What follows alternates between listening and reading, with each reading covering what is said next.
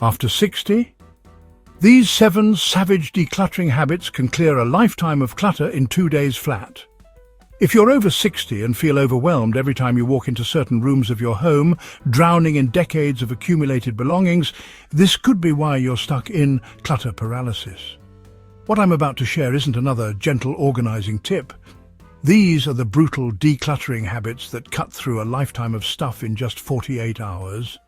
Seniors who've used these methods report feeling 20 years younger and finally having the peaceful, manageable home they deserve. But warning, habit number 5 will shock you, and most people resist it until they see the incredible results. Stay until the end because the final habit is the game changer that makes everything else possible. Welcome back to the Senior Reset, where we tackle the real challenges of life after 60 with no-nonsense solutions that actually work.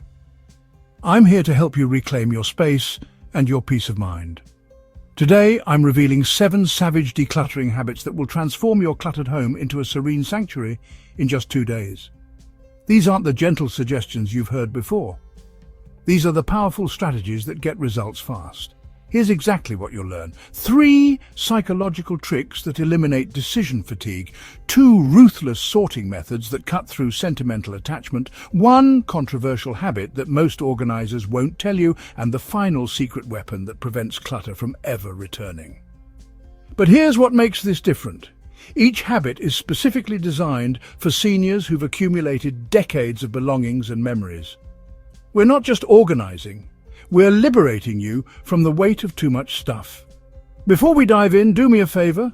If you're tired of feeling overwhelmed by clutter, hit that like button right now. It tells me you're ready for real change, and it helps other seniors find these life-changing strategies. Now let's get started with the first savage habit that changes everything. The first savage habit is what I call the Deadline Dictator Method, and it's the foundation that makes everything else possible. This isn't about setting gentle goals, this is about creating urgency that forces action. Here's the brutal truth. Without a hard deadline, decluttering becomes an endless project that stretches for months or years. But when you become a deadline dictator, magic happens in just 48 hours. Meet Joyce, a 67-year-old retired teacher from Phoenix. She had been meaning to declutter for 8 years. Her dining room was unusable, her spare bedroom was a storage nightmare, and she felt embarrassed to have anyone over. Then she implemented the Deadline Dictator Method. Here's how it works. You pick exactly 2 days, mark them on your calendar right now, and you tell yourself and others that these rooms will be cleared by Sunday at 6 p.m. Not hopefully or I'll try my best. They will be cleared. But here's the psychological secret that makes this work. You create artificial pressure by scheduling something for the day after your deadline. Joyce scheduled a coffee date with her neighbor for Monday morning in her newly cleared dining room. Suddenly, failure wasn't an option. The beauty of this method is that it forces you into what I call crisis mode decision-making. When you have unlimited time, you overthink every item. Should I keep this vase from 1987? Let me think about it for 20 minutes. But when you have 48 hours to clear an entire room, you make snap decisions that are usually correct. Here's your action step. Right now, pause this video and write down your 2-day deadline. Then schedule something social for the day after, a friend visiting, a family dinner, anything that makes your deadline real and public. What room are you tackling first? Drop it in the comments. I want to cheer you on. But wait until you see habit number 2, because it's the emotional breakthrough that changes everything. The second savage habit is the Memory Box Massacre. And this is where we tackle the biggest obstacle to senior decluttering, sentimental attachment to objects. Here's what happens to most people over 60. They get stuck because every item carries a memory or what-if scenario. That sweater reminds you of your mother. Those books might be valuable someday, and those crafting supplies could be useful for a future project. The Memory Box Massacre cuts through this emotional quicksand with surgical precision. Let me tell you about William, a 72-year-old widower who hadn't been able to touch his late wife's belongings for 3 years. His bedroom was a shrine that prevented him from healing and moving forward. The Memory Box Massacre changed his life in one weekend. Here's the brutal but liberating truth. Memories aren't stored in objects. They're stored in your heart and mind. The sweater isn't your mother's love. The books aren't your intelligence. The crafting supplies aren't your creativity. Here's how the Memory Box Massacre works. You get exactly 3 boxes. Box 1, sacred memories, only items that would devastate you to lose. Box 2, maybe memories, things you think you want to keep. Box 3, donate, toss, everything else. But here's the savage part. Box 1 can only hold what fits. If it's overflowing, you haven't been honest about what's truly sacred. And box 2, you seal it and write today's date on it. If you haven't opened it in 6 months, it goes to donation without looking inside. William put his wife's wedding ring and their favorite photo together in box 1. He put some of her clothes in box 2, everything else, her 47 coffee mugs, the duplicate kitchen gadgets, the books she never read, went directly to box 3. He said it felt like removing a physical weight from his chest. The psychological breakthrough happens when you realize that honoring someone's memory doesn't require keeping everything they touched. In fact, clearing the clutter creates space to properly display and appreciate the truly meaningful items. Have you been holding on to items for someone else's memory? Tell me in the comments what's been hardest for you to let go of. But prepare yourself for habit number 3. It's the one that terrifies most people but creates the biggest breakthrough. The third savage habit is the Ruthless Replacement Rule. And this is where we eliminate the "I might need this someday" monster that keeps seniors trapped in clutter. Here's the hard truth. If you haven't used something in 2 years, you're not going to suddenly need it next month. But our Depression-era programming tells us to keep everything just in case. The Ruthless Replacement Rule flips this thinking on its head with one simple question that changes everything. Meet Diane, a 65-year-old grandmother who had 3 bread machines, 2 ice cream makers, 4 slow cookers, and enough kitchen gadgets to stock a restaurant. Her counters were unusable, her cabinets were overflowing, and cooking had become a frustrating treasure hunt through clutter. Here's the rule that transformed her kitchen in 4 hours. For every category of item, you keep exactly 1, the best one. Everything else gets replaced by empty space and peace of mind. But here's the savage part. You don't get to keep multiples just in case. 1 bread machine, not 3. 1 slow cooker, not 4. 1 set of good dishes, not 3 partial sets from different decades. The psychological magic happens when you ask the replacement question. If I needed this item tomorrow and didn't have it, could I replace it for under $50 and within 24 hours? If the answer is yes, and it almost always is, then keeping it is just fear disguised as preparedness. Diane kept her newest slow cooker and donated the other 3. She kept her favorite set of dishes and donated 2 incomplete sets. Within hours, she had clear counters and could actually enjoy cooking again. But here's what surprised her most. She never missed a single donated item, not one. And when she occasionally needed something she'd given away, she either borrowed it or found a creative alternative she liked better. The breakthrough moment comes when you realize that empty space has value too. Clear counters, accessible cabinets, and rooms you can actually use are worth more than 20 backup items gathering dust. What's your biggest just-in-case category? Kitchen gadgets, craft supplies, old electronics? Share in the comments, because you're not alone in this struggle. But hold on tight for habit number 4. It's the time trick that doubles your speed and cuts your stress in half. The 4th savage habit is the speed sorting sprint. And this is the technique that eliminates decision fatigue and keeps you moving at lightning speed through decades of accumulated belongings. Here's what kills most decluttering attempts. Spending 10 minutes analyzing each item. Should I keep this? Where did it come from? When did I last use it? By noon, you're exhausted from decisions and have barely made progress. The speed sorting sprint destroys this paralysis with ruthless efficiency. Let me tell you about Carl, a 69-year-old retired mechanic whose garage was so packed he couldn't fit his car inside.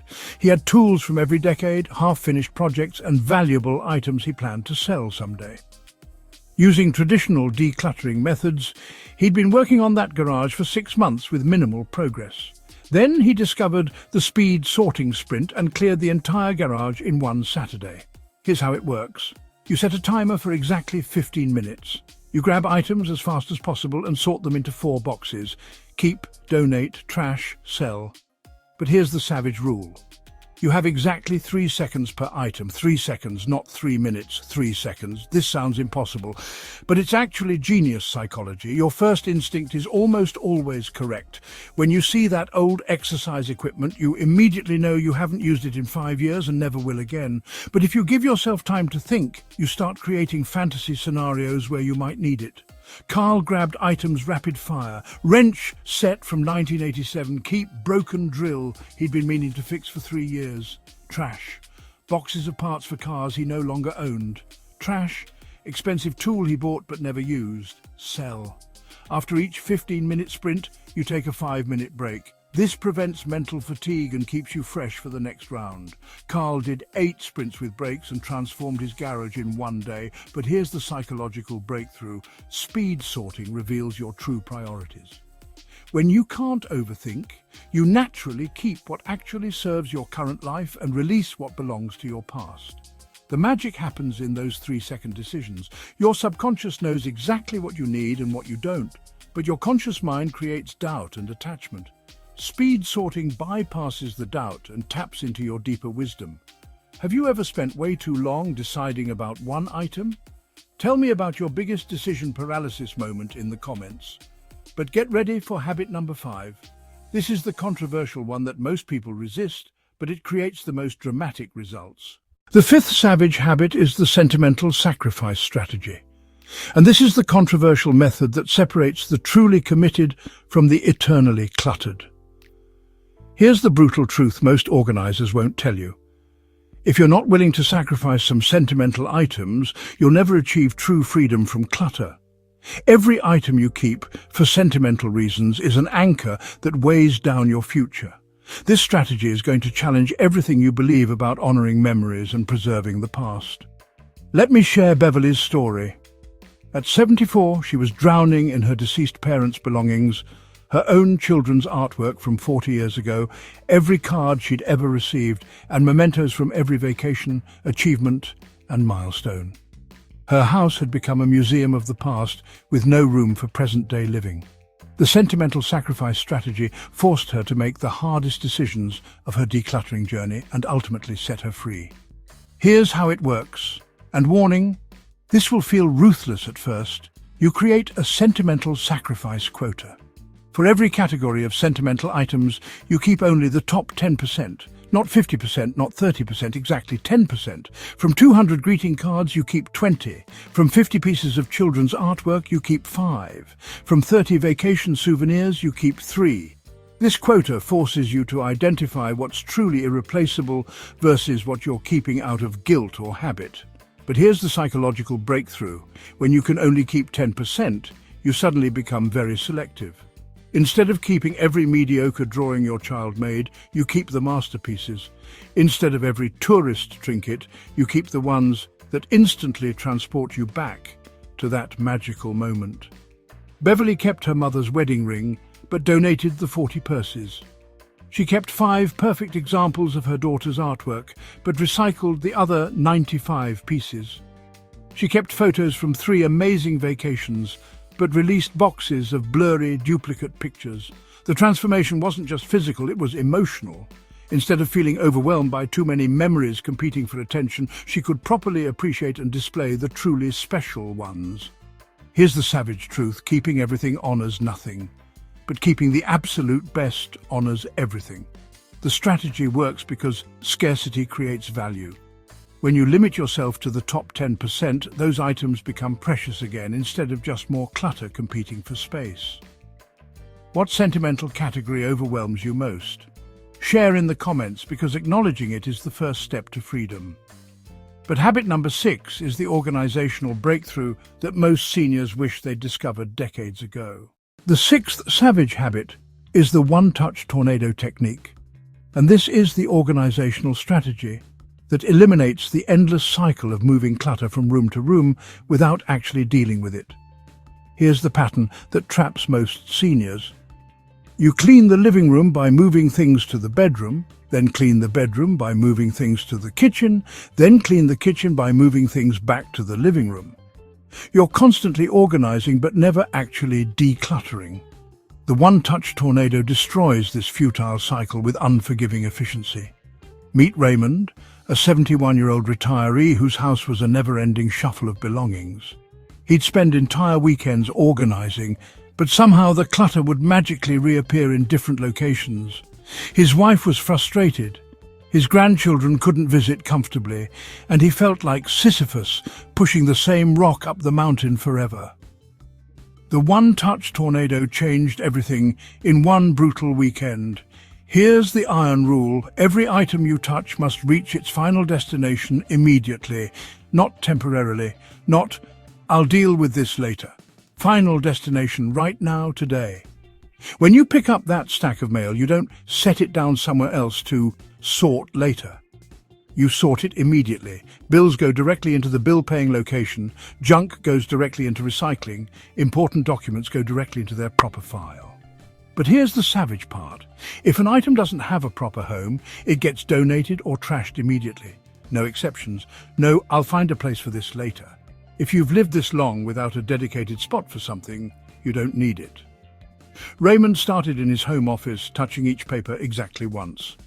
Tax documents went directly into the tax folder, outdated warranties went directly into trash, old magazines went directly into recycling. Within 2 hours, his desk was completely clear for the first time in years. The psychological breakthrough happens when you realize that most of our clutter exists in limbo items we've moved around but never actually processed. The one-touch tornado forces you to make real decisions instead of postponing them. But here's the time-saving magic. This technique is actually faster than traditional organizing. Instead of touching items multiple times over weeks or months, you handle each item once and you're done forever. The tornado aspect comes from the speed and decisiveness. You move through spaces like a force of nature, making immediate, permanent decisions about every single item you encounter. Raymond's breakthrough moment came when he realized he'd been organizing the same items for literally years, moving them around, but never actually dealing with them. The one-touch tornado broke this cycle permanently. How many times have you moved the same items from room to room without actually dealing with them? Share your moving clutter confession in the comments. But the final habit is the game changer that ensures you never face this overwhelming clutter situation again. The seventh and final savage habit is the fortress defense system. And this is the maintenance strategy that prevents clutter from ever building up again. Without this system, you'll be back to square one within 6 months. Here's the sobering reality. Decluttering is only half the battle. The other half is defending your newly cleared space from the constant invasion of new stuff. Every day, items try to enter your home through mail, shopping, gifts, and impulse purchases. The fortress defense system creates impenetrable barriers that protect your peace of mind forever. Let me tell you about Grace, a 68-year-old widow who had successfully decluttered her entire house using the first 6 habits. Her home was peaceful, manageable, and beautiful. But within 4 months, clutter was creeping back. Her dining table was collecting papers again, her counters were accumulating gadgets, and her closet was filling with clothes she didn't need. She was terrified she'd wasted all that effort and would end up back where she started. Then she implemented the fortress defense system, and 2 years later, her home is still clutter-free and peaceful. Here's how the fortress works. You create 3 defensive barriers that stop clutter before it reaches your living space. Barrier 1, the front door filter. Every single item that tries to enter your home must pass this test. Does this item have a specific purpose and designated location in my current life? If not, it doesn't cross the threshold. Period. Grace put a small basket by her front door. Mail, packages, and shopping bags go directly into this basket for immediate processing. Nothing moves deeper into the house until it's been filtered. Barrier 2, the one in, one out rule. This is savage but essential. For every new item that enters, an old item must leave. New shirt, old shirt goes to donation. New book, old book goes to the library book sale. New kitchen gadget, old gadget goes to charity. This rule forces you to constantly evaluate what you truly need versus what you simply want in the moment. Barrier 3, the 24-hour quarantine. Before any non-essential purchase enters your living space, it sits in quarantine for 24 hours. During this time, you ask yourself, where exactly will this live? What problem does this solve? What am I willing to give up to make room for this? Grace says about 60% of her potential purchases get returned or donated during quarantine because she realizes she doesn't actually need them. But here's the psychological breakthrough. These barriers don't feel restrictive, they feel protective. Instead of constantly battling clutter, you're preventing battles before they start. The system works because it addresses the root cause, not just the symptoms. Most people focus on organizing existing clutter instead of preventing new clutter. The Fortress Defense System flips this approach. Your action step? Choose one barrier to implement this week. Which one resonates most with your clutter patterns? Share in the comments which barrier you're starting with. But wait, the transformation that happens when you combine all 7 habits is absolutely incredible. When you combine all 7 savage decluttering habits, something remarkable happens that goes far beyond just having a cleaner home. Within 48 hours, you don't just have clear rooms, you have a clear mind. The mental fog that comes from living with overwhelming clutter lifts, and suddenly you can think more clearly, make decisions faster, and focus on what actually matters in your life. But the deeper transformation is emotional and spiritual. Seniors who complete this process report feeling 10, 20 years younger, not because their bodies changed, but because the weight of managing too much stuff has been lifted from their shoulders. Your relationships improve because you can invite people over without embarrassment. Your stress decreases because you can find what you need when you need it. Your confidence soars because you've proven to yourself that you can tackle any challenge and win. Most importantly, you create space, physical and mental, for the next chapter of your life. Instead of being a curator of the past, you become an architect of your future. The woman who couldn't find her dining table under piles of paper is now hosting dinner parties.